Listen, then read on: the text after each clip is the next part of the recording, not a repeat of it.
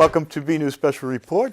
I'm Phil Gallagher with my guest today, Robert Fahey, founder, webmaster, blogger, etc., originator of BurlingtonRetro.com, lifelong resident, graduate of Burlington High in 1986.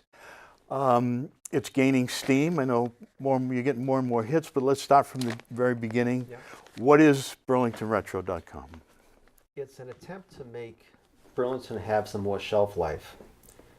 I don't like a throwaway culture, and that's what we've had, in my observation, the entire 50 years I've been here. Things get tossed and impossible to find once they're gone. Like, for instance, actually, you can name anything from even the recent past, and you try to find it online, you can't find it, unless it's on my website. Pictures of New Gentleman's Auction Barn, for instance, or the Flying Saucer Diner. Even more recent stuff, even stuff that you think would still have some remnant. I mean, the Dale Pharmacy, that's not that long ago. Right. Wildwood School. But, you know, this is not the only town, but most people don't have any foresight. They're very myopic. They're thinking of today, next week, how am I going to make a living, raise children? Not, wait a minute, you know, how are we going to save anything and look at things later?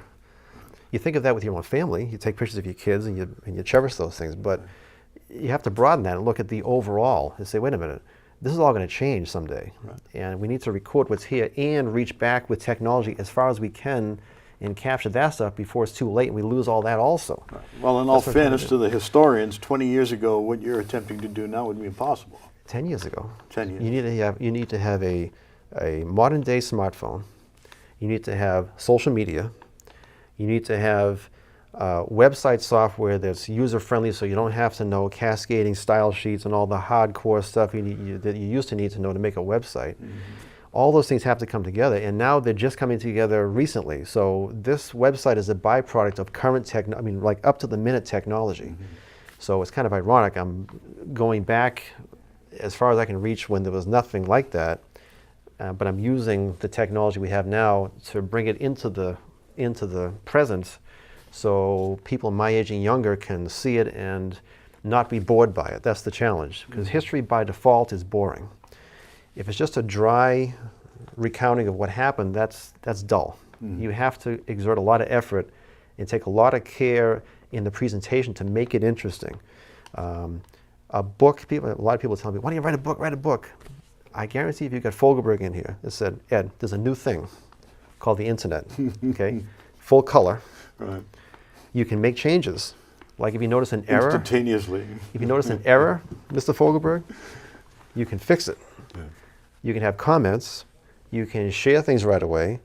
Would you rather do that or spend time at a typewriter? You'd say, I'll take the other thing. Right. I guarantee you would. Right. So I think books are, and you know, young people are not used to looking at pages of static gray text. It's a photocentric society. Right. So well, in Ed's case, if he could do it in 10 words, he would rather do it in 100. Yeah. I didn't say that. So I had him in high school, so I'm sure he would appreciate it. So what we have is, I think, an attempt to make Burlington's last century, which is within the within the range of talking to living people. That's the whole point. I'm talking to people who are alive and of sound mind, who have stuff that is of interest now and will be of increasing interest with time. That's the thing. This website will be more and more interesting as time passes, because it'll stand alone as the only record we have of all this stuff that's on that website, which you can't find anywhere else. That website is, yeah, that website is just about entirely exclusive to the website. You can't find it in any of the history books or in the town archives, which really the town archives consists of a bunch of old houses, which we've seen that stuff. Right, and old agendas and documents and things. And I could talk a half hour just about how old houses are not worth spending that much time on. No, a lot of historical value. No. No. They don't. They're boring. Architecture, first of all, hasn't changed that much. So, for instance, at the intersection of Cambridge Street and Francis Wyman Road, number 4 Francis Wyman, is a gray colonial. It was built in 1794 or 5. But when you drive by it, you wouldn't even look twice at it because it just looks like any other colonial. And the New England colonial home, sure. It's not that interesting. So why would it be interesting to take a picture of it and put it in a book? It's even more boring in a book. And the fact that Sir Humphrey Bumfrey Ichabod Walker Had lived lunch there, yeah, right. who cares? Who cares? But a store, a restaurant, a church, a school, thousands of people have had meaningful and memorable interaction with these things. And so those deserve more airplay, in my opinion. So that's why you don't see old houses on this website. Okay, here's a question for you. It's already picking up speed. Try not to be too mobile for one. How many terabytes is this thing going to take up? I don't know. I mean, you've already gained lot. speed. You've got X number of yearbooks. Joe Cohane's given you 50 different baseball teams. I see all kinds of things up there. What do you envision that this thing will ultimately store? I don't know, but I'm going to have to upgrade my website to like the professional plan. We have unlimited storage because I'm getting into the yearbooks now. My goal is to have every single yearbook on this website because no one else has that. There's a website, classmates.com, that has a few of them, and they try to monetize it. I don't monetize my website. Well, don't go there yet. Okay. Continue on the yearbooks. Yes. I do want to approach the monetization issue. Yes. So continue with the yearbooks. How far are you into it? 1977, and they're getting larger and larger every year. Yes, they are. Yes, they are. I think So- ours was 221 and 68. My 50th is coming up next year. Right. You're going to get up at first, to this was easy. Yes. 1942, click, 14 people. done. Now I have to spend, I'd say, a half hour with each yearbook, and I'm only doing the graduates and the superlatives. Every 5 years, the faculty, because the faculty doesn't change every year. No, sure. And it's getting to the point where I'm getting carpal tunnel syndrome by trying to get. I'm using a cell phone, by the way, not a scanner, because a scanner would destroy the books. I'm using a cell phone, so it's a lot of work. But I insist on doing it, and I want also not just yearbooks, but team photos, Cub Scouts, girls teams, boy teams, every sport, hockey. I want all of that stuff on that website. Even if I have to make a separate website called burlingtonkids.com, I'll do it. Right. But the town has lost its records many times over the years to fires and floods. Town and- hall burnt down. Town hall got flooded. Right. Yeah. And the website is fireproof, floodproof, deathproof, and moving from house to house proof. You wouldn't believe the stuff that has been lost that I know about from the families. If I named the families, you'd fall down. These people lost all their stuff because it was in the wrong place at the wrong time. They had a flood, someone died, someone moved, and it's all gone. All lost. And these are big families who had tons of stuff. Okay, I want to gone. talk about your sourcing, but Yes. let's go back to the monetization issue. Yes. Okay, what do you say to somebody? I mean, what's Robert Fahey doing this for? He's got a big site. He's looking for lots of hits. Is he trying to make money off of my pictures? No. For the same reason that you wouldn't advertise on gravestones, I'm not going to sell memories. People are trusting me. I'm going to their house, going through their personal stuff, talking about their personal experiences, and I'm not going to try to sell it. And I'm not going to charge to see it. I'm not going to sell advertising. So it's costing me money to do it, but money would ruin it. So I'm not going to let money, it'll sidestep money. So this is the first thing you say to somebody who's going to share their personal memories is, look, this is not There's a no money. money-making venture. You can trust me to put this on here and share it with the community at large, Right. And not exploit it. Right. I also, if I'm writing an article, I tell them, listen, whatever you tell me, I'm going to write this and show it to you before I post it, so you can make sure you're comfortable with it. And there's usually a couple of last-minute things that people want to change. That's fine. But the nice thing about a website is you can change things even after the fact, which you can't do with a book. Right, that's right. You can issue a correction like CNN, you know, or the New York Times, and it's page 11. Just change it. Done. Yeah. Easy. So when did you start this? I mean, how far are you into it at this point? What kind of reception did you get in the early stages? I wanted to make sure that when it launched, it had some meat on the bone right away. So you can make a website in shadow mode, so only you can see it. Right. And I worked on that all summer. I wanted to make sure that my target date was October 1st. When I pull the firewall away, there's something there to sink your teeth into. So I had already gotten a few articles written, and I had some advertisements, and it had enough impact that later on, when I wanted to talk to somebody, that I could show them the website ahead of time. They could look at it and say, okay, this is a real thing. Right, right. Fine. As So an that's how you example, get sure. the momentum going and the credibility. Credibility is important, because when I call people who are in their 80s living in Arizona, and I'm telling them that I want to talk to them about the Flying Saucer restaurant, that's usually a recipe for. But if there's a website, say, look at the website. Oh, okay. I remember that, sure. I'll talk to you. And so, that was my strategy. So now I'm at the point where I think I have the street credibility. So you're getting referrals from previous contacts. You're getting All my stuff is word of suggestions. mouth. It's Right. all word of mouth. I talk to somebody who's in their 90s and say, you know what? If you could find this, that would be interesting. So I look for that. I talk to that person, and I talk to this person, and there's a lot of stuff that I haven't gotten to yet that's still in the oven. There's always stuff in the oven. But that's how I get it. It's not, no one calls me.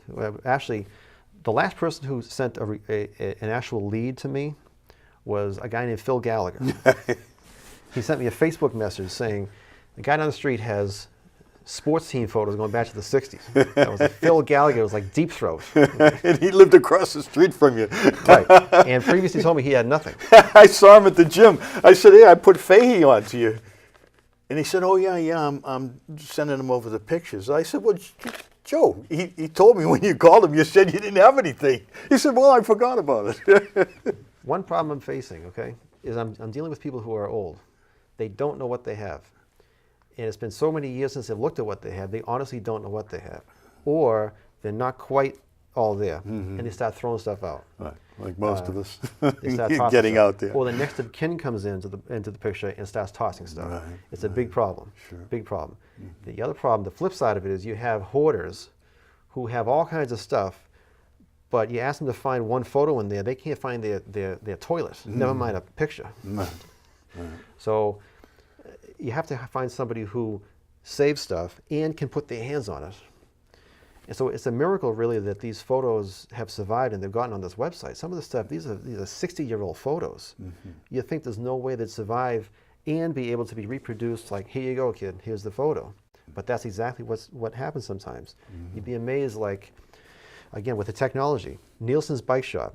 There's a little blurb about Nielsen's Bike Shop, where everyone got their bikes for about 35 years in this town, okay? This guy went to high school, Burlington High School, started his own business by age 29, a super popular place, okay? Wasn't it up next to Doucette's? Wasn't that where it No, it's originated? right where Cycle Loft.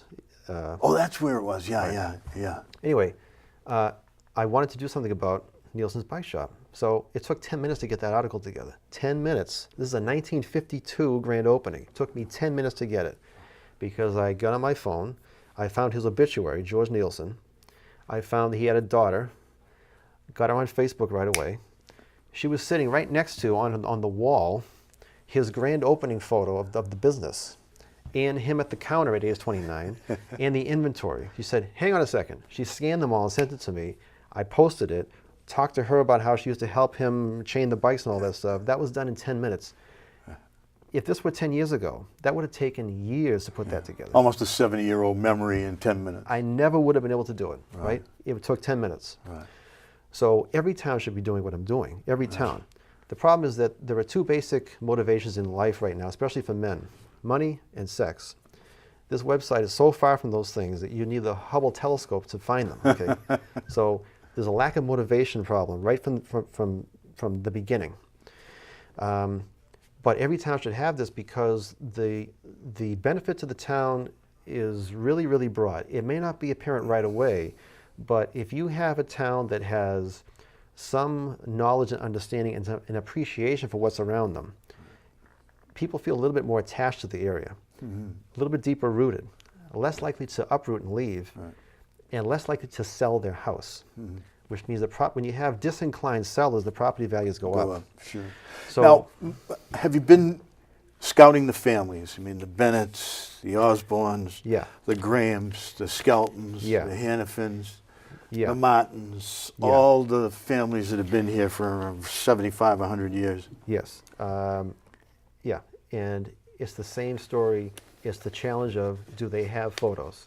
Everyone's got stories. Stories are good, but the best ones are the ones that have a photo to go with it, because this website, I insist on it not being boring. If I have text, and no photos, I will lose people. So the challenge is, do you have a photo? And it's a heartbreaker, because you got some people who, they set aside something, but they're old. They set aside a photo. I had a woman who had undoubtedly the only remaining photo of her father's store. I'm not going to say who it is. Undoubtedly the only one in existence. She set it aside and threw it out by accident. This stuff happens all the time, which reinforces you have to have a website where things can't get thrown away. You know? Now, how about, let's go into the industrial side. For instance, Nordblom would seem to be a treasure trove of pictures up there and stories. Yeah. The problem with office parks is, with high-tech stuff, is that it's a kind of an esoteric culture over there. I'd rather have things like stores, restaurants, churches, and schools where the average person has had meaningful personal interaction with it. But, you know, Jewel Associates from the 60s and stuff like that, no. A lot of us worked up there at some point in time. The old GE site down where now, Yeah, RCA. RCA, yeah. You're right. Ed Takas, is that how you pronounce it? Ed Tax, yeah. Tax. I talked to him a little bit about RCA, and you're right. I should get into that. Nordblom's door is locked. you have to have a. I don't think you can just walk into Nordblom. No, you call up Peter on the phone. Well, give me his number. I'll Well, I'll tell you a funny story about Peter. I was out in West Stockbridge and went to, what's his name? Who's the old artist? You know, did all the Saturday Evening Post covers. Captain Bob? No. Oh, yeah, yeah. Oh, God Almighty! How can Whatever, I? yeah. How can we forget his name? But in any event, I'm out there, and you know, all his photos are there. All the magazine covers are there. And I come across 3 little boys with fishing poles, and I look underneath, and it's a gift of the Nordblom family. So as you said, you know, I took a smartphone picture of it, sent the thing to Peter with a, hey, just happened to be bopping around out here 100 miles from home and happened to see your family's contribution here. So interesting part, but. As you say, something that couldn't possibly have been done, you know, even 10 years ago, 15 years ago. Right, but again, no one's going to do it because those motivating factors are missing. Not included. Now, you're talking about things you got in the oven. Let's talk about the mall. The mall turns 50 next year. Behind the scenes, I've been working with a woman in Vermont whose father was the PR agent for the mall at the grand opening, okay?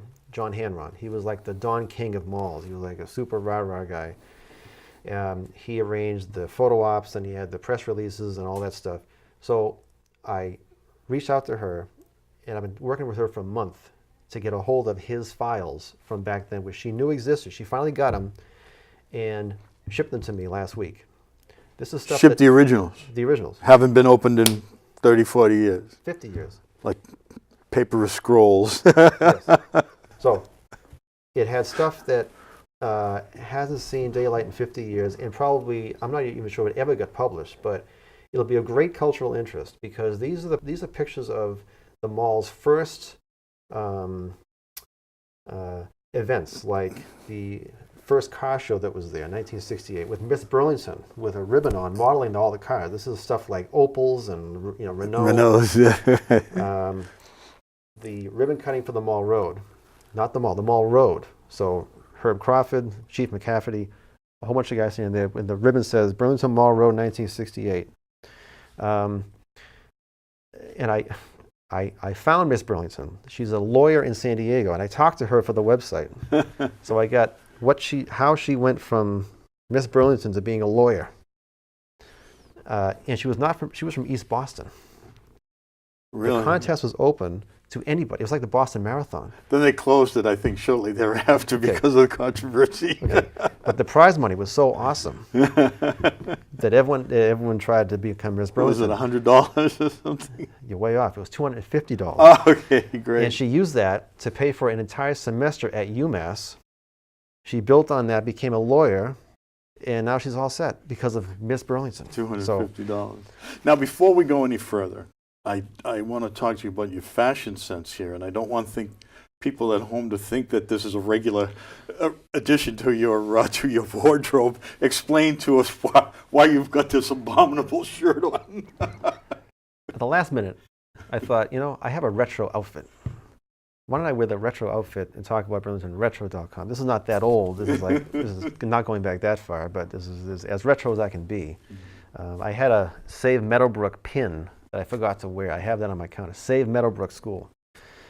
So yeah, this is not how I normally dress. Maybe I should. Well, you get Converse All-Stars on too. I mean, that's because I didn't have the right. 60 years ago. I didn't have the right. I wanted platform shoes and bell bottoms.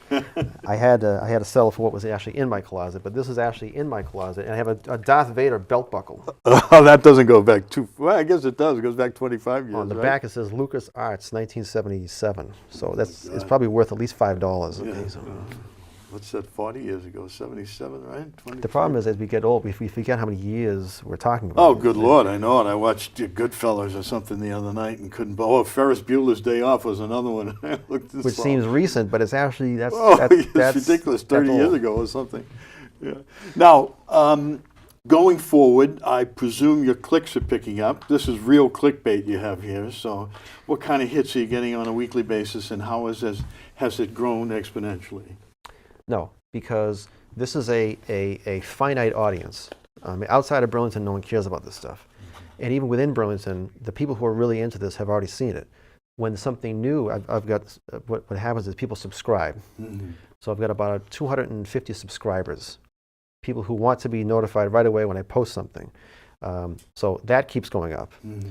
So now the website's only been up since October 1st. I've had about 6,000 unique viewers so far. In a population of 25,000. And half the population of 25,000 are little kids. So that means that much of the adult population has seen this site already with no marketing. This is the first time I've even talked about it in public, and only because you asked me to be here.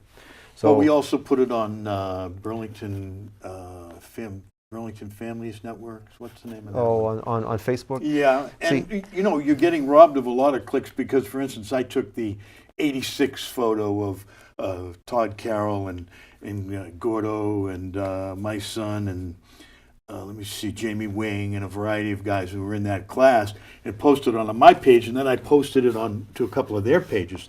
So they're getting 25, 30, 40 clicks on that thing alone. I don't care about I don't care about the pride of authorship, ramping up clicks. Yeah. What I care about is as time passes. This is a long-term project now. I mean, I'm not 50 yet. Yeah. I could be doing this for another 40 years, maybe. Okay? Oh, yeah. So as time passes, this will become increasingly valuable stuff.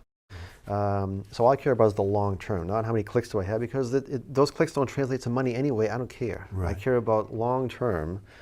Someone has to do what I'm doing. Now, I hope you're keeping accurate records of your sourcing. So you went to Nordblom, or you went to the Burlington Mall, and then have you gone to each of the churches in the community? Have you gone to the KFC? Have you gone to the other fraternal organizations?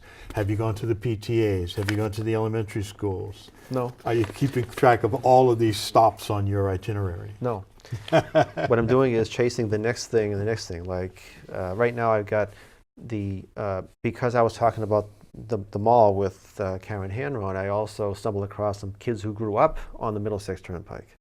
Now, this seems like an alien concept nowadays. How can anyone grow up on the Middlesex Turnpike? Well, if you go back to the 60s, 50s, there were houses on Middlesex Turnpike, and kids would be outside playing football on Middlesex Turnpike. Roller coaster road, if you will. On Middlesex Turnpike. Burger King. There was a big oak tree with a tire swing where Burger King is now. Well, the Adams Street intersection, that tire swing, right? Yeah. Yeah. And that big yellow building behind Burger King, they had pony rides there. Woodward's Luncheonette. Mm-hmm, sure. I talked to Stu Woodward, who grew up above Woodward's Luncheonette. Woody's was there for what's going on? 50 years, easy, right? So these kids grew up on the Turnpike. Mm-hmm. So that's the kind of thing that I have to. It takes a while for these people to respond to me and get all the stuff that I want to get together, and I got to show it to them. It takes a while. Mm-hmm. So I've always got something in the oven. That's why I haven't gotten all that stuff yet. Mm-hmm. I find also that the people who are supposed to have all the stuff don't have anything. I mean, right from the beginning, I was told, go see this guy, this guy, this guy, this guy. Nothing, nothing, nothing, nothing. Really? Meanwhile, some guy, some chump, has got all of it. Right. So the Poor sources. choice of words there on your sources now. So the sources. Some obscure human being. Yeah. Right. So the sources can be very interesting, and I think that when you've got an entire town to work, even when there's a small town, when you've got an entire town to work with, there's stuff everywhere. And what I'm hoping with this show is that people will realize, wait a minute, I have something like the IGA food liner. That's something I don't have. Mm-hmm. I want the IGA food liner. The Fresh Spot, I have a picture, but it's a lousy quality one. I'd like a better one. Mm-hmm. Acme Sand and Gravel. Rexall you have. Rexall I have. Acme Sand and Gravel that preceded the mall. I'd like a good photo of that. I have a lousy one, but I'd like a better one. Let's go back. Let's get more ambitious. 1950 to 1960, the Flying Saucer Restaurant, where Dunkin' Donuts is now. I have an article about it. I talked to Joe Gallipo Jr. His father ran the place, and Millie Swanson's daughter. Millie Swanson was the cook. I have the article. It's already on there. It's called Flying Saucer, Unidentified Frying Objects. But I did see a picture of the saucer itself on Cambridge Street. Was that on your site? That's that aerial shot. Right. I mean, like street level. Right. Here's the place. On. I don't have that. And let's get more ambitious. In the 1930s and 40s, where the car wash is now on Cambridge Street, okay, there was a Gray Squirrel bar room. It is now moved back to Fort Chestnut Ave, where it's a private residence. The family that lives there has given me an assignment to find a picture of that when it was the bar room. The Gray Squirrel bar room. Boy, that predates me. Yes, but I get witnesses who lived there since 1941 who say, yeah, that was the place for rich people from the Woburn tanneries who would otherwise go to Pinehurst to go to Ma Newman's. This was the one thing we had that would land them in Burlington. Mm-hmm. Was the Gray Squirrel. It was kind of an upscale bar room. Mm-hmm. So it was part gray shingle and part fieldstone. They have since bricked over it to make it look more uniform, and they moved it back to Fort Chestnut Ave. If I can get a picture of the Gray Squirrel, that's like the holy grail. That's the limit of photo technology. But even older, the Shaw's parking lot. There was an ice cream stand called Kimball's Ice Cream Parlor. Not the Kimball's like Carlisle and Westford, different family. Right. Now, did that predate New Gentleman's Auction Barn? Yeah. Kimball's did? Yeah. A family would come, a band from Woburn would come and play on the roof. Everyone would go down and watch. But there was a golf driving range there. You'd hit the balls from roughly where Dunkin' Donuts is now, and they'd end up like where Thomas Street is now. There was no neighborhood there. That was a driving range. So I think that somebody must have a picture of these things and maybe not even realize that's what it is. You know, before I forget it, there's another source for you. You might try through the recreation department. I'm sure they've got a lot of old stuff, as their old brochures and things of that sort with pictures and ads of various old companies. But it escapes me. Okay, Marshall Simons, yes, whose grandfather donated the town common and the Simons Park. Yep. I think he has items of historical value. So we'll talk after the show. Okay. Because I know Don Roberts and the Recreation Commissioners could certainly get you in touch with them. If you want to get philosophical for a second, the overall backdrop to all this is the problem of human mortality. I don't like it. It bothers me. Yeah. I don't like when you think about it. We are very fragile, temporary beings. We die. We don't come back. Mm-hmm.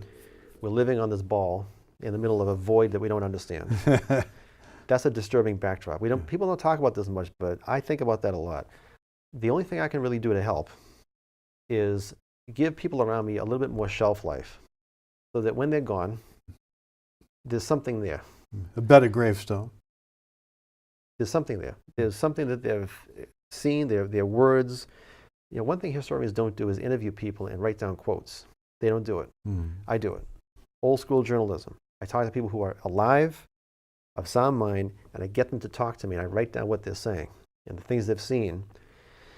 because again, as time passes, this will be the only thing they've got that to say that they existed, is that this website and that interview and maybe those pictures they had. There'll be all this left. Well, you know the definition of bad luck is dying the day before the secret of mortality is revealed. Yes. Now, yesterday on one of the websites, they're working on a neurological connection between the brain and computers, so you can kind of upload yourself on the cloud and then download yourself into a different body. Right. Now, that's the science fiction dream, Asimov, all the rest of them. Okay. Bradbury. But they've done this with mice. They have hooked up mice through a neural lace and been able to control the mouse a little bit with a wire. Now, once it goes wireless, that's the key. Bluetooth or whatever, Wi-Fi, some sort of protocol. You'll then be able to. Why are we talking about this on this show? I don't know. Because we're talking about mortality. Yes. And this is the closest I can come to extending life beyond the carnal years, so that Phil Gallagher, in your case, you've already got this show. All the people I'm talking to, a lot of them are really old. Either I do this or they'll be lost and forgotten. It's as simple as that. Yeah. It comes down to one or the other. Well, I've probably got 12 or 1,300 shows from the old head end, the Greater Boston Cablevision, from 82 to probably 92 that are all gone. I have no idea where they are. See? That's why we need a website. Yeah. Because when you have a website, the stuff doesn't go away. Okay, it stays.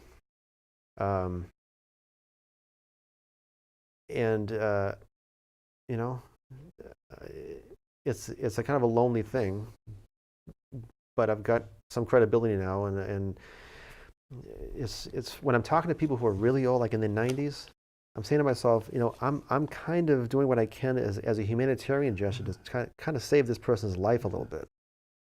I don't know if they quite realize it. A little bit of a legacy for them. This is posterity. It's either posterity with this site or no posterity. Right. It's as simple as that, really. Now, this is an all-consuming type of thing. Obviously, it's a passion for you. What do your wife and children think of this program? Their interest, if I could add up all their interests, both kids and my wife, their sum total of their interests, it's about equal to my interest in like women's handbags. It's very light. But they understand the concept. No. No. No. This town is my wife is a restless person, wants to be somewhere else. So it seems a little silly to be writing about this place. But my attitude. But she's not a townie. Did you meet her here? No, I met her when she was. The story of how we met. You have to put that on the website too, I guess. She prank called my house. She prank called my house when she was a 16-year-old punk at Needham High School. I answered the phone. Now, how old are you? I was 24.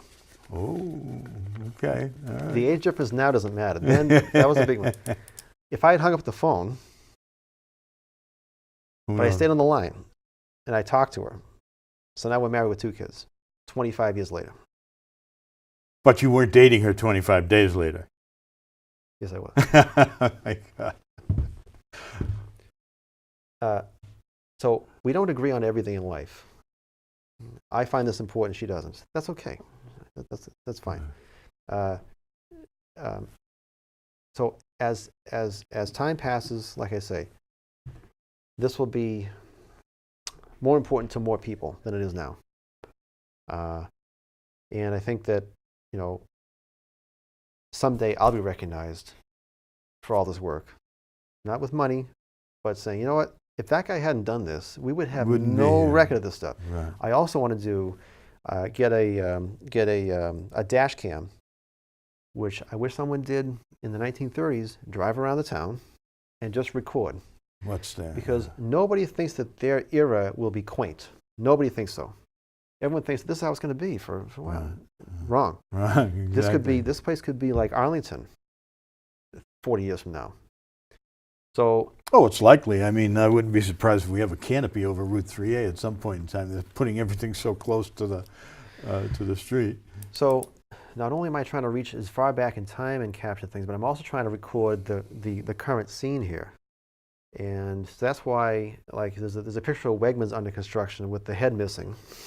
But that turret, they hadn't put the turret on yet. Right. Stuff like that is also important. But I want to drive around and just record Burlington as it is now in 2017 and 2018 and just save it. And then see, again, this may not be interesting for 50 years. I'll be gone. But I wish someone did that in 1920. Right, sure. Don't you? Sure. Oh, absolutely. And no one does it because no one thinks that their time is going to be quaint, or they don't think that far ahead. So no one bothered to take a picture of this, that. You don't see anyone taking a picture of Shaw's. Why would you take a picture of Shaw's? Right. Well, but think of the tens of thousands of people that went to the little St. Margaret's. Right. Tens of thousands of times, not tens of thousands of people. Right. Tens of thousands of times that went to that little spot right there at the junction of Right. Center Street and Wynn Street. Right. And I haven't seen a picture of that. And that held so many memories for so many. It's on my website. Is it there? I got two of them on my Do website. you now? I got two of them. When did that go up? It's just been there the whole time. Really? I got two of them. With the power lines in the background. I get two. Oh my goodness. I get Where'd one. you get that from? I can't remember. But I get two. Now, I are you close up, and I got one from far away? Yeah. Great. So you're attributing? Are you giving attribution to the people who are providing these? No, because these are mostly come from. Those are open source. These are all news archives and stuff. I see. And all the newspapers get bought out. So there is no. In fact, on my website, I say there's a whole paragraph on credits to say, and on social media, you don't know where it came from. Yeah. Your stuff floating around Facebook. If I took something from your Facebook account, tell me, and I'll give you credit for it. But I have no idea. The stuff on social media, you don't know the origin, and even the people who have it don't know where the origin. I wonder if Freddie Heineman and Liz Banks, who were the editors for the weeklies in the old days, the Times and the Union, I wonder if they have any of the archival. Freddie was the owner of the paper. Liz Again, was we'll the talk editor after of the other one. Yeah. I talked to the Daily Times Chronicle guy. They didn't say anything. They didn't think that far ahead to save stuff from back then. That's what he said. They didn't say anything. They don't save. No, is this the paper or is this a photographer? Because I know Joe has tens of thousands, but he's in the business of selling photos. So paper. The editor. He said, nope, we didn't think that far ahead. We didn't save all that stuff from back then. So, and if you go back far enough, there was yeah, the Times Chronicle's been around forever. But he was funny. When I said, from the 50s, 60s, 40s, he said, wait a minute. If you go back beyond 1950, there was nothing to photograph. What is there to photograph? Right. And he's right. Well, pigs. Oh yeah, that's right. What is there? Well, the pig farm, Reed's Pig Farm, comes up frequently. McCarty's Pig Farm comes up as a topic frequently. Well, we have photos of that. We have photos. You have McCarty's and Reed, McCarty's across from St. Malachy's. St. Malachy's. Yes, Yeah, I get that. I have him. No. Standing there like this. I have him. And Patterson across the street. Really? Yes, I get them. Remember the old man out in the field with the shotgun? Yes. Oh my God. But when you go beyond 1950, the town's population was mostly like chickens and pigs with an occasional person. There's not much to photograph. So that's why these handful of things I am interested in are going to be tough. Gray squirrel. And then the IGA was the town's first supermarket. Yeah. Someone must have a picture of that. Everyone went there. Yeah, Somebody there's a picture of that around. I've seen it under construction, so I've seen that one. That was in '55, I think. Yeah, because it put Carpenter's store out of business. Carpenter's was at the junction. Village Grocery. At South Bedford Street Bedford Street and 3A, right on that corner with. Right in front of AJ Rose. Yeah, right. The Army Recruiting Center is in that building, I think. It was, yeah. That place. It knocked them out of business. Yeah. Unfortunately. Big box came in and knocked them giant, out. Yeah. And now we think that one little social commentary, we think that things became impersonal over the years, right? Things used to be a little mom and pop store, and then the big guys came in. Well, Amazon is going to knock out even the impersonal stuff like CVS is going to be gone in our lifetime. There's going to be no more brick and mortar. That's my theory. No more brick and mortar anything. Well, Davidovich says, he's an analyst on the retail side. He said 40% of the malls in the country will be closed in the next 10 years. Right. So we think that even the current day is impersonal. How about when there's not even a person at all? It's all done. You click and it comes to the door. So that's next. And that happens. That's happening now. It's happening now. You know, you buy something on Amazon, the next day it could be there. Right. And it might be flying in the next couple of years. So cold impersonal CVS compared to like Dale Pharmacy or Yeah, Rexall. right. Sure, Joe DiMarzo. Cold impersonal CVS, even that will seem like personal pretty soon because that'll be gone. You'll be getting pharmaceuticals delivered to the door.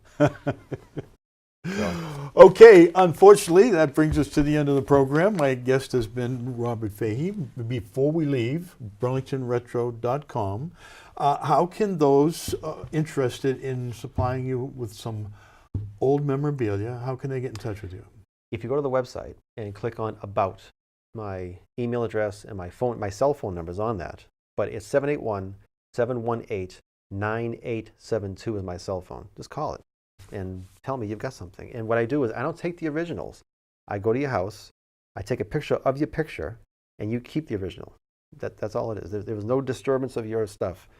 But when you contribute to this, you are helping the town, I think, have a little bit more of a merge between older people and younger people. A little more cohesion. A little more cohesion, some cross-generational appreciation of things, which goes toward making a culture instead of a town. Right. You can't just say, I walked 6 miles uphill both ways in the snow to school anymore. You can actually show what the route was. Right? Put it this way. What the school was. Put it this way. If you go to Marblehead, I guarantee every single foot of Marblehead, there's a story there. And every foot means something to the people who live there. I want to get there with Burlington, eventually. Wonderful. Okay, good luck in your quest. Once again, Robert Fahey of BurlingtonRetro.com. And again, this abomination of a shirt was actually his costume. Thank you for joining us.